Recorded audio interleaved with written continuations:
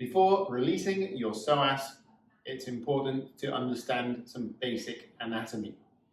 The iliopsoas muscle, as it can be collectively known, starts in the inside of your femur, goes up and over the body of your pelvis, and then goes back in again and joins on to the vertebrae of your lower back, which pretty much stops all the way up there.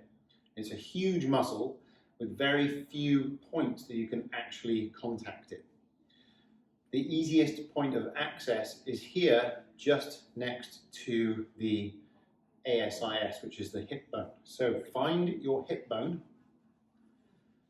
and then move on to the floor. Now lay on the floor, knees bent, head resting on a bolster, and find that bony prominence. Go in by 1 inch and then down. And if you might not know whether or not you're on the psoas at this point, you can confirm whether you're on the psoas or not by lifting up your left leg. Oh. Even the very first action of trying to lift the leg off the floor should fire up that whole muscle, and it'll push your fingers back out if you're on it. So the action of trying to do that but not actually doing it while you have your fingers in place, which is 1 inch inward from that ASIS, the hip bone, and then down by approximately 1 to 2 inches. Lift up the leg. If it hurts, you're on it. Next, hold the kettlebell by the ball. You are going to be applying pressure to your psoas with this front corner of the kettlebell handle. The ideal kettlebell weight would be maybe say 6 to an 8 kilogram for women, 10 to 12 kilogram for men if this is your first time. As you become more confident in finding your psoas and applying pressure, then you can add load. Roll the front of the kettlebell handle onto your psoas in exactly the same place that your fingers just were. Confirm that you're on the muscle by trying to lift your left leg. Yeah, on it for sure. Okay, now, when you're on it, just breathe. Stay there for about 5 deep, slow breaths and allow the kettlebell to sink down a little bit deeper and a little bit deeper. Then you are going to be pulling the fibers of the psoas upwards by rotating the kettlebell forwards. So rotating by just about 45 degrees, that's applying a little bit more pressure and pulling the psoas upwards. Then you're just going to stay here. I would stay here for a minimum of 30 seconds, ideally up to a minute. The more you can relax, the better. Deep diaphragmatic breaths, belly breathing, relaxing the chest. That's going to send the message to your nervous system that this is not a position of threat.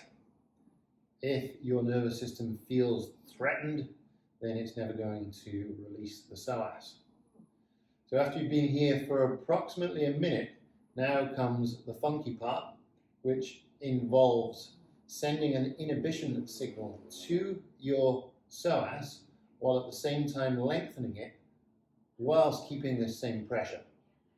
So what you could do here, if you feel that the pain of the pressure is going away, you just raise it again slightly and just try and find quite a tender point within the psoas, in the belly of the psoas muscle.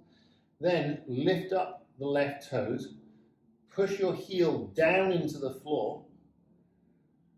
That movement is inhibiting the psoas muscle. Now, keeping the downward pressure of your heel, that was a bit fast, it's a slippery floor, works much better on a carpet. Very slowly, 1 inch at a time, very slowly. This floor surface is not good because I keep sliding. You're just lengthening your leg, therefore you are pulling the fibers of the psoas through the pressure that the kettlebell handle is applying. You go all the way down to fully straight leg. And just keep breathing. It gets quite intense at this bottom position because here your psoas is a lot more lengthened than it was in the top. And then you just stay here for about 20 seconds and breathe. When you've finished your breathing, lift it up slowly. Place it to the side. Okay, now that you've released your psoas, basically want to tell your brain that, how to use the psoas by applying a locomotive pattern. So you could just do a little bit of marching while lifting up these two limbs and pressing the other two limbs down. Getting the glutes engaged, the lats engaged. Then stand up and do some marching in place and some scraping the barrel, and just feel how loose your psoas feels.